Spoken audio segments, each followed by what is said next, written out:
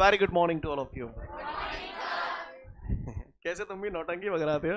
Good morning Kat. चलिए ठीक है, शुरुआत करते हैं। वेल, इससे पिछले वीडियो में हम लोगों ने एंगल ऑफ फ्रिक्शन के बारे में पढ़ा था और साथ साथ हमने ये भी प्रूव किया था कि coefficient of friction is equal to the tangent of angle of friction. Right guys? Done done done done. अब इसके बाद हमारे सामने अगला क्वेश्चन है, डिफाइन एंगल ऑफ रिपोज का। हाँ, एंगल ऑफ रिपोज। अब ये एंगल ऑफ रिपोज क्या होता है समझना है ना। जैसे कई बार आपने देखा होगा कि एक बंदा मोबाइल लेके खड़ा हो जाता है और सामने वाले से कहता है चलो पोज दो पोज दो, तो ऐसे ऐसे खड़े हो जाते हैं। ऐसे करके लोग पोज देते हैं कि नहीं देते? तो पोज देते तो सुनने जाते हैं कि इतने इतने रमा के वे करते हैं, सुनने जाते हैं एक ही जगह। क्लियर है ये सर? ऐसे तो होता है ना।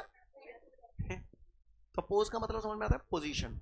एक पर्टिकुलर पोजीशन में आ जाते हैं, that is called position, pose. Got everyone? अब यहां पर एंगल ऑफ रिपोज का मतलब क्या है? गौर से सुनिएगा, गौर से सुनिएगा।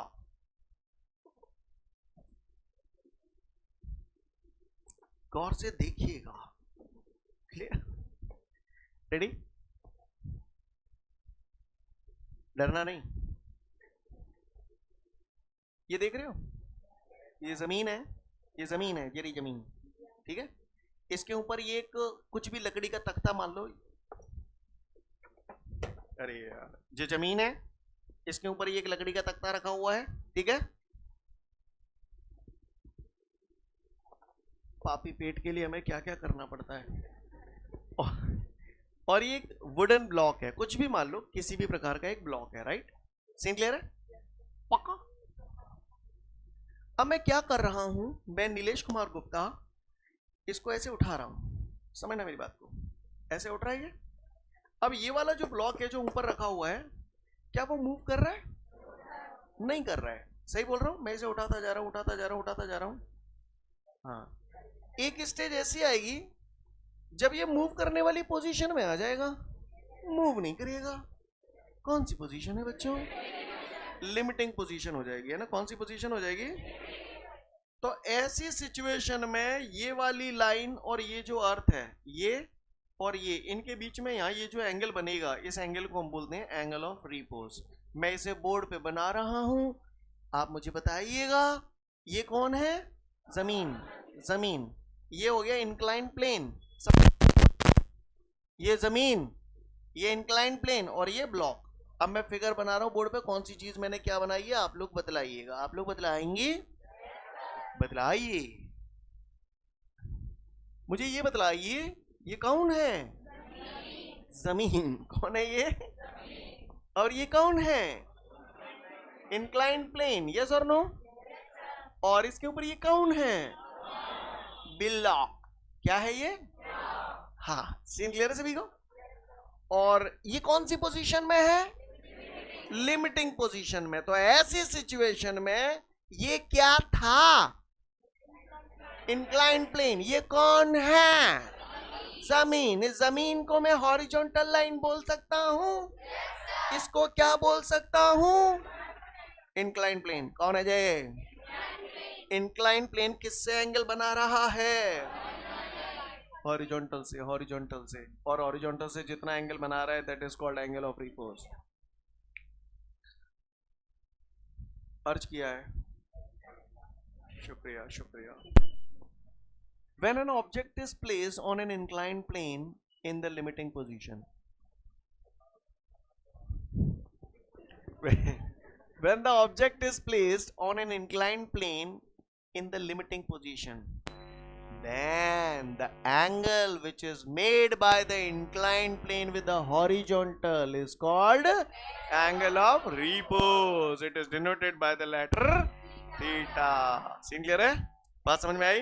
किसी पट्टे ने अगर मुझसे पूछ लिया कहे लल्ला what is angle of repose, तो लल्ला क्या कहेंगे? If an object is placed on an inclined plane in the limiting position, then the angle which is made by the inclined plane with the horizontal is called angle of repose. I hope you understand. Do you understand, guys? तो again एक बार last बार फिर से बोल रहा हूं, when an object is placed on an inclined plane in the limiting position, then The angle which is made by the inclined plane with the horizontal is called angle of repose. It is denoted by the letter theta. 1 से 2 minute का समय दिया, केवल definition पढ़ लें angle of repose की.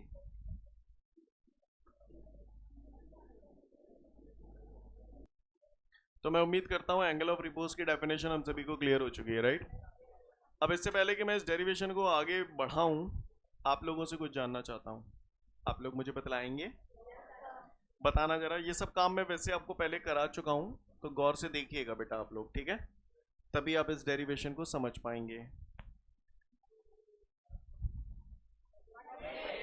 मजे. ये जो सरफेस है वो मुझ पे कौन सा फोर्स लगा रहा है? Reaction force. Reaction force surface के परपेंडिकुलर लगता है. और तो साची कह देता हूँ, कुछ गलत कह दी मैंने? अच्छा बताइए. जे एक ऑब्जेक्ट है, कुत्ता जालंग खींच रहा, बिल्ली जालंग खींच रही है, तो ये कहें जाओ जाओ रिजल्टेंट कैसे होगा? पढ़ा है अपन ने, पढ़े लिखे अपन को मजाक है? तो ये रिजल्टेंट ऐसे होगा, कुत्ता जालंग है जरो बिल्ली जालंग है जरी, तो रिजल्टेंट कैसे होगा? होगा. तो काय जागो तो जेव कछु ना कछु को रिजल्टेंट है. काय को जागा और जागा, जे भी किसी न किसी का रिजल्टेंट है. का जागा और जागा जे हम अपन पहले ही कर चुके हैं भाई साहब, और जो पूरे चैप्टर में मतलब पूरी फिजिक्स में बेर बेर करेंगे, ठीक है?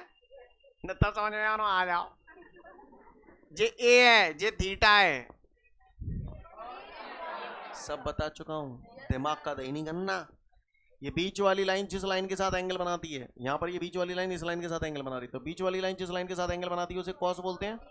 तो ए कॉस थीटा, बची कुची लाइन साइन हो जाती है. और तो साची कह दी, तो कुछ गलत कह दी मैंने? कह दी हो तो बताओ आप. ना तो सुनो आप, बताओ जरा. जे ए है, जे थीटा है, तो जे कितने कह जाएगी? ए कॉस थीटा. जे कितने कह जाएगी? बताओ मुझे. ये एम जी है, ये थीटा है, तो ये है काहे जाएगी जे? You mean to say and what about this? ऐसे बोलिए, ऐसे बोलते हैं, ऐसे. हाँ, कितने अच्छे सुरीले बच्चा है, भगवान कसम. काय सुनने होगा भाई सब मालूम है. कुत्ता जा ऑब्जेक्ट है जो ले जा रहा हो तो 5 न्यूटन पे, मैं ना चाह रहा ले जाए तो क्या करूं? जालंग 5 न्यूटन पे खींचूं? 5 न्यूटन पे खींचेंगे तो मैं ले जाऊंगा अपनी तरफ. तो अच्छा वहीं रहे हो. अच्छा तो मतलब इक्विलिब्रियम पोजीशन में रहेगो, बैलेंसिंग पोजीशन में रहेगो. तो क्या कोई चीज बैलेंसिंग पोजीशन में कब रहते? जब ये दो फोर्स बराबर हैं. को ने मोते मालूम है, एक दिन भाई से एक पट्टा मोते सवाल पूछ बैठो. बाने मोते पूछिए ऑब्जेक्ट है, कुत्ता जालंग खींच रहे, एक से बिल्ली जालंग खींच रही है, वाई थे और जिना जा रहे हो कि तो मुझे तो इक्विलिब्रियम में जाको मतलब क्या है? x is equal to y. समझ में आई? यही तो मैंने बताई. अच्छा एक बात और बता दो, लास्ट, ठीक है?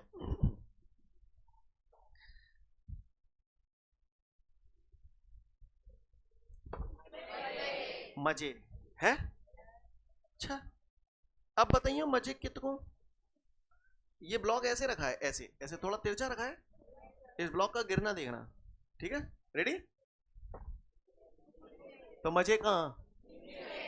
ओके. आना बताना जरा, देह कौन सा बताओ मुंह पे थे.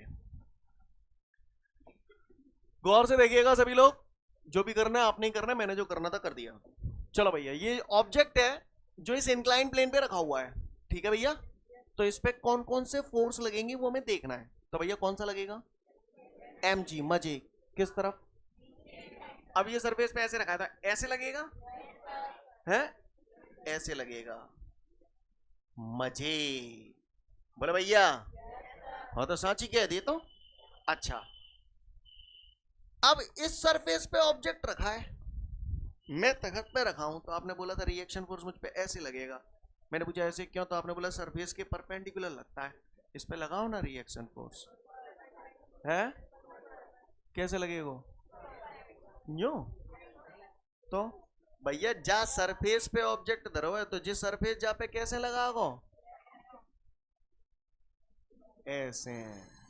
This is the reaction force. बोलो भैया, जे ऑब्जेक्ट कितको जावे की कोशिश कर रहा है, जब ये ऐसे जावे की कोशिश कर रहा है तो जहाँ पे फ्रिक्शन फोर्स किधर लगेगा, है ऊपर ऐसे। हाँ, तो यहां बोला फोर्स लगेगा अपवर्ड डायरेक्शन में। अब अपवर्ड तो जे आ जाएगी, तो ऐसे बोलो अपवर्ड, लेकिन along the incline plane. Incline plane के अलोंग लगेगा अपवर्ड, मतलब ये बात समझ में आई बच्चों? अब आप गौर से देखिए, ये जो ब्लॉक है इस पे एक यूं लग रहा है, एक यूं लग रहा है। अब ये जो mg है ये किसी न किसी का रिजल्टेंट है। किस किस का? जागा और जागा। क्लियर? ये mg रिजल्टेंट है जागा और जागा। जो बोला पल्ले पड़ा, किसी को कोई दिक्कत? नो दिक्कत। अब सुनो, ये एंगल अगर थीटा है तो ये भी एंगल थीटा होगा। अब यहां पे आपके मूड में हल्की सी पी रहने लगी, चिका कर दो यार, हवाल बता देंगे क्यों कर दो है। ठीक है, पेशेंस रखो, धैर्य रखो। जहीं पे बतावे चिपटेंगे तो तुम कितों के नहीं रहोगे। क्लियर है? फिलहाल मान लो ये एंगल थीटा है तो ये भी थीटा है। क्यों है अभी जवाब दे देंगे, मन बद देंगे झंझन नो। क्लियर? समझ में तो नहीं आओ। क्लियर? फिलहाल ये थीटा है तो ये भी थीटा है, मान लो मेरे कहने से। अब आप बताओ, ये mg है, ये थीटा है, तो ये mg cos theta. What about this? mg sin theta. बोलो बच्चों। तो बच्चों जो भी करना है आपने ही करना है, मैंने जो करना था कर दिया। In equilibrium position, in equilibrium position, equilibrium position बोले तो बैलेंसिंग पोजीशन। अब आप बताओ, बैलेंसिंग पोजीशन की बात कर रहा हूं तो आप बता दो ना, क्या ये ऑब्जेक्ट नीचे ढरक रहा है, क्या ये ऊपर जा रहा है? इसका मतलब क्या है? को इक्वल है एफ एफ, और ये तो बोलेगा ही नहीं, कह देते। समझ में आ गई? क्या ये ऑब्जेक्ट इस इंक्लाइन प्लेन पे नीचे धसक रहा है, क्या ऊपर उचक रहा है? मतलब क्या है? आर बराबर, आप महान बच्चे हैं, आप धन्य बच्चे हैं। आर बराबर mg cos थीटा। काहुए को परेशानी? मैं तुमसे कुछ पूछना चाहता हूं, पूछ लूं? है? आगे का डेरिवेशन अब आपको खुद निपटाना है, मैं जुगाड़ दे रहा हूं। ठीक है, पहले मुझे सुनो बस ध्यान से। इसमें थीटा क्या है? Angle of repose. मालूम होते क्या कह रहे हो? मोते यूं कह रहे हो, प्रूव दैट। इक्वेशन आप ही को बनानी है, मैं लिखूंगा, आप बस सुनना और बोलना क्या लिखूं मैं बोर्ड पे। Prove that coefficient of friction mu. तो उसने बोला है prove that coefficient of friction is equal to, equal लगा दूं, यही तो बोल रहा है वो मुझसे बोला है prove that coefficient of friction is equal to tangent of angle of friction. यानी वो मुझसे ये प्रूव करने के लिए बोल रहा है, क्वेश्चन में मुझसे ये तो बोलेगा ही बोलेगा। अब बताओ इन इक्वेशन में मैं इनको ऐसा कहा कर दूं कि जी आ जाए। डिवाइड देख लो तुमने, तुम कम पढ़ रहे हो का? कौन सा कह रहे हो जी डिवाइड कर दो, कौन सा कह रहे हो जी डिवाइड कर दो? सही है, क्यों? 10 लानो है तो 10 हमें मालूम है साइन अपॉन कैश, और म्यू हमें मालूम है एफ एफ अपॉन आर। पूरा काम टन है रो बढ़िया। तो कौन से में कौन से को का कर दूं?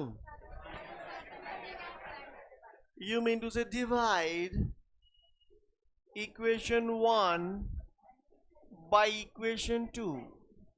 इक्वेशन 1 में 2 का डिवाइड करूंगा, पहले एलएचएस का एलएचएस में, फिर आरएचएस का आरएचएस में। बोले भैया ये मजे मजे में निपट जाएंगे। F F upon R mu ले आएंगे, sine theta upon cos theta tan theta. Clear है? तो ये बात प्रूव हो गई। This equation prove that the coefficient of friction is equal to the tangent of angle of repose. Done done done done.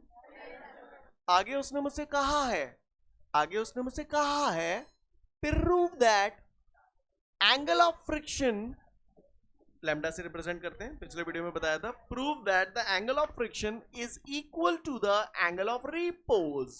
इसको prove करने के लिए बोल रहा है, एंगल ऑफ रिपोज थीटा ही तो होता है, इसको प्रूव करने के लिए बोल रहा है, तो आओ प्रूव करें। यहां तक समझ में आया? We know that mu is equal to 10 lambda. यहां कर दो, इधर साइड में आ जाओ, तो म्यू की जगह मैंने क्या टांग दिया? 10 लैम्डा, क्योंकि हमने कल पढ़ा था एंगल ऑफ फ्रिक्शन में ये बात कि म्यू बराबर होता है 10 लैम्डा बराबर 10 थीटा। तो 10 से 10 टन है जाएंगे, तो लैम्डा बराबर थीटा। तो ये इक्वेशन इस बात को प्रूव कर रही है कि angle of friction is equal to angle of repose. समझ गए? बताना जरा, एग्जाम में आ गया तो कहां तक करोगे? क्वेश्चन सुन लो। डिफाइन एंगल ऑफ रिपोज, तो डेफिनेशन बोल दोगे। फिर अगर उसने बोला prove that the coefficient of friction is equal to tangent of angle of repose, कहां तक करोगे? Mu is equal to 10 theta, खत्म। अगर उसने बोला prove that the angle of friction is equal to the angle of repose, तो फिर पूरा ये सब कर आगे यहां तक कर देना। समझ गए मेरी बात को? पक्का फिगर बनाओगे कि नहीं बनाओगे? फिगर बनाना तो कंपलसरी है, वो बोले चाहे नहीं बोले, क्योंकि काम तो सब देखते हैं, फिगर में तो ही कर रहे हैं। नहीं, यही बात समझ गए? अब आप मुझसे ये कहना चाहते हैं वो थीटा तो बता दो, हैं? यही चल रहा है? हाँ बताता हूँ, जान लो, थोड़ा सा इजी है तो समझना है, घबराना नहीं, डर के आगे जीते। जो भी करना है आपने ही करना है, अपन तो इशारा करेंगे बॉस। क्लियर? पुराना सब पढ़ लिख के आए हो, 10वां ईमानदारी से पास करो है। पता बच जाए।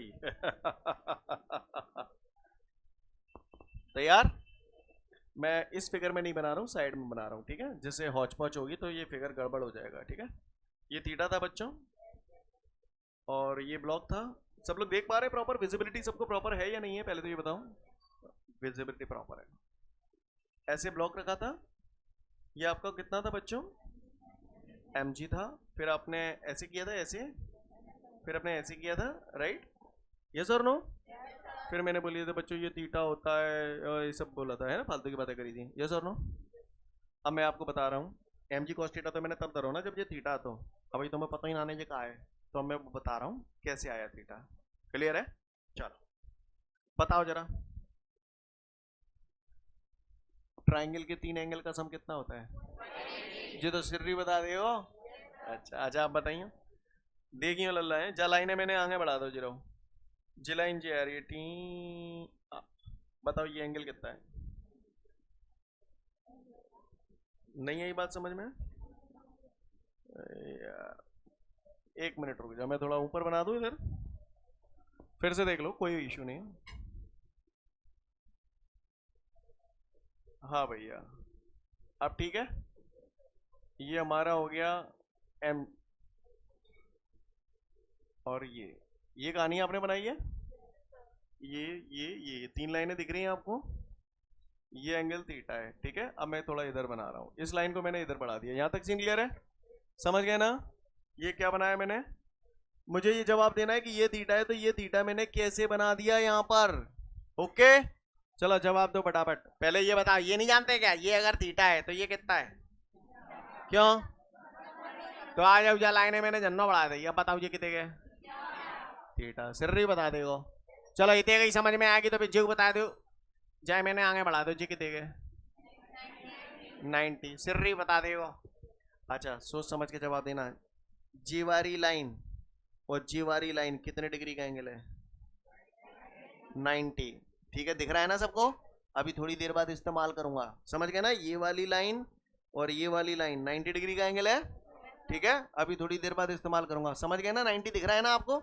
अब रुको, समझते पहले मैं निकाल रहा हूं जे एगो 90, ठीक है? जे एगो थीटा। अब मैं सबसे पहले ना इसको निकाल रहा हूं, ये कितना है? लाइन दिख रही है? तो मैंने सुना है ट्राइंगल के 3 एंगल का सम 180 डिग्री होता है, ये 90 है, ठीक है? इस एंगल को मैंने x मान लिया, ठीक है?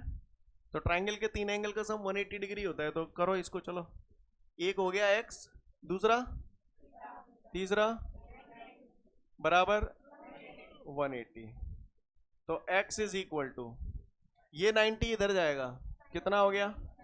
180 माइनस 90, तो सीधा 90 लिख दूं, ये थीटा इधर आएगा, ये काय की वैल्यू आ गई, इसकी आ गई, एक्स की वैल्यू कितनी आ गई, 90 माइनस थीटा। यानी ये वाला जो एंगल है वो 90 माइनस थीटा है, समझ ना। मेरे को कौन सा चाहिए, ये वाला चाहिए। इसको निकालने के लिए मैं क्या करूं, देखो ये पूरा कितना है, इस 90 में से ये वाला x माइनस कर दूं तो यही तो आ जाएगा। मेरी बात समझ में आई, बोलो भैया। जे वाली लाइन और जे वाली लाइन, जे पूरा 90 है, मैं इस लाइन की बात कर रहा हूं और इस लाइन की बात कर रहा हूं, तो ये पूरा 90 है, इस 90 में से ये x माइनस कर दूंगा तो यही तो बचेगा। तो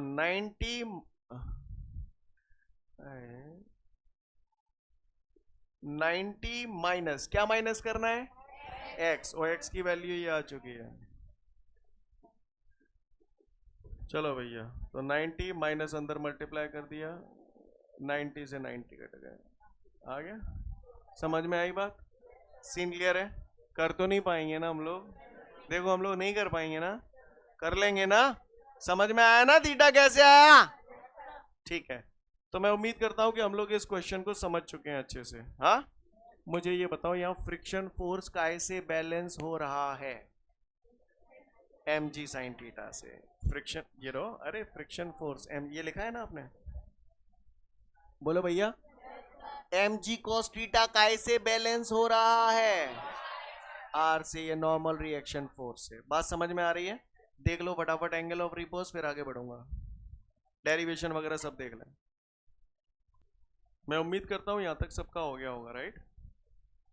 जो लोग आगे जाके कॉम्पिटिटिव एग्जाम वगैरह की तैयारी करना चाहते हैं, ये फिगर की प्रैक्टिस बार बार करना। फिगर समझ में आया आपको अच्छे से, क्योंकि छोटे छोटे ओटी क्वेश्चंस बनते हैं तो फिगर का बहुत बड़ा रोल होता है, बजाय चीज़ों को रटने के उन्हें समझना बहुत ज़रूरी है, ठीक है। यहाँ ये रिलेशन आ गया हमारे पास, म्यू बराबर tan थीटा, ये अपने आप में एक फॉर्मूला हो गया, ये भी अपने आप में एक फॉर्मूला हो गया, lambda is equal to theta. यानी एंगल ऑफ फ्रिक्शन और एंगल ऑफ रिपोज बराबर होते हैं। थोड़ा सा दिमाग के पट अगर और खोलने की कोशिश करूं तो करोगे कोशिश, दो हैं, जरा मुझे बताओ कि आपने पढ़ा था कि एंगल ऑफ फ्रिक्शन का डेफिनेशन क्या है।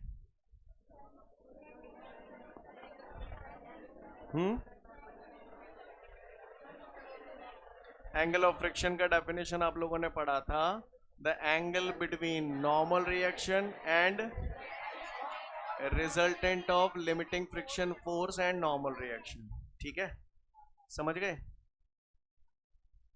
अच्छा, तो जो अगर पढ़ लो तो जा मैं बन रही हूँ, कहाँ बनेगो एंगल ऑफ फ्रिक्शन, जा मैं कहाँ बनेगो,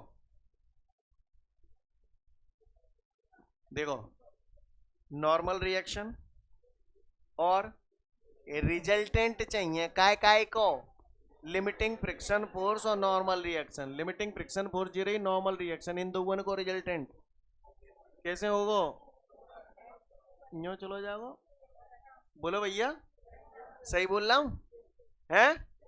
तो ये हो गया resultant of limiting friction force और नॉर्मल रिएक्शन, और इसके बीच में, और किसके बीच में, नॉर्मल रिएक्शन के बीच में, इसी को ही तो बोलते थे। समझ में आई बात, आप देखो क्रॉस बन गया, ऐसे पढ़ा है आपने मैथमेटिक्स में, ये 30 है तो ये भी 30 है, vertically opposite angle, vertically opposite, इसीलिए कहा गया, नहीं आई मेरी बात समझ में, गेटिंग माय पॉइंट एवरीवन, ठीक है। चलो आगे बढ़ते हैं, आगे बढ़ते हैं, इसके बाद अगला क्वेश्चन देखते हैं, आगे बढ़ते हैं।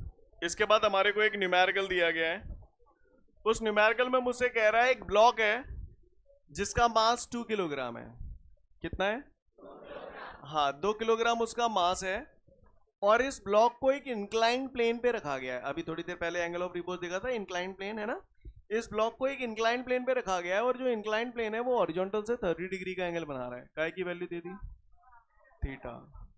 फिर आगे उसने बोला है कि जो ब्लॉक रखा गया है और जो इंक्लाइन प्लेन है उनके बीच में कोफिशिएंट ऑफ फ्रिक्शन 0.7 है, काय की वैल्यू दे दी, म्यू की वैल्यू दे दी। सीन क्लियर है, बात समझ में आ रही है। तो कह रहा है calculate the friction force, friction force हमें कैलकुलेट करना है, वो कह रहा है जी की अगर जरूरत पड़े तो 9.8 मीटर पर सेकंड स्क्वायर रख लेना। क्लियर है, तो बताओ कैसे निकालूं फ्रिक्शन फोर्स, निकालना है। तो थोड़ा सा मेरी बात ध्यान से सुनना, बारीकी में अगर हम जाएं तो फ्रिक्शन फोर्स का फॉर्मूला मुझे दिख रहा है F F is equal to M G sine theta. तो F F is equal to M G sine theta लगा सकता हूं, बोलो भैया। F F is equal to M G sine theta लगाऊंगा, एम है, जी है, और थीटा की वैल्यू भी है, वो भी लगा सकता हूं। लेकिन ये फेल हो जाएगा यहां पर, दिस इज रॉन्ग। पूछो क्यों रॉन्ग?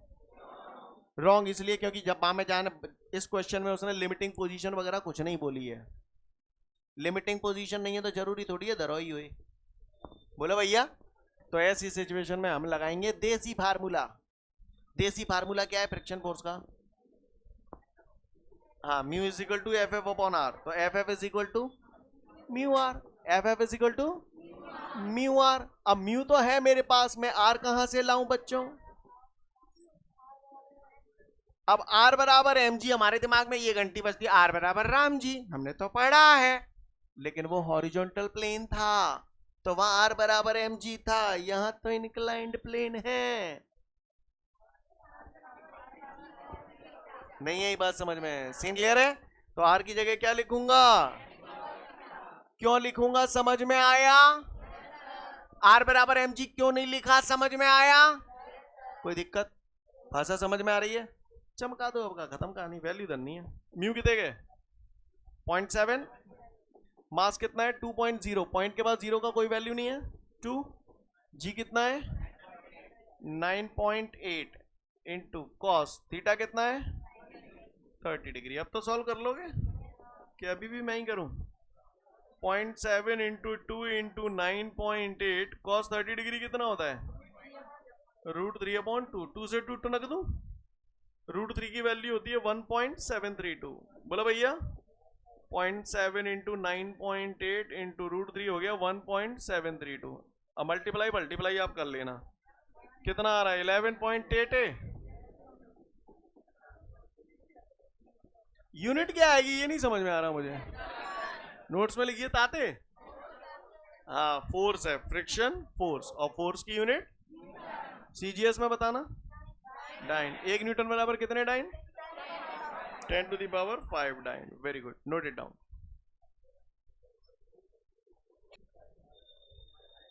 ठीक है, तो फिर आज के लिए पर्याप्त है, नेक्स्ट वीडियो में फिर मिलेंगे। जय हिंद।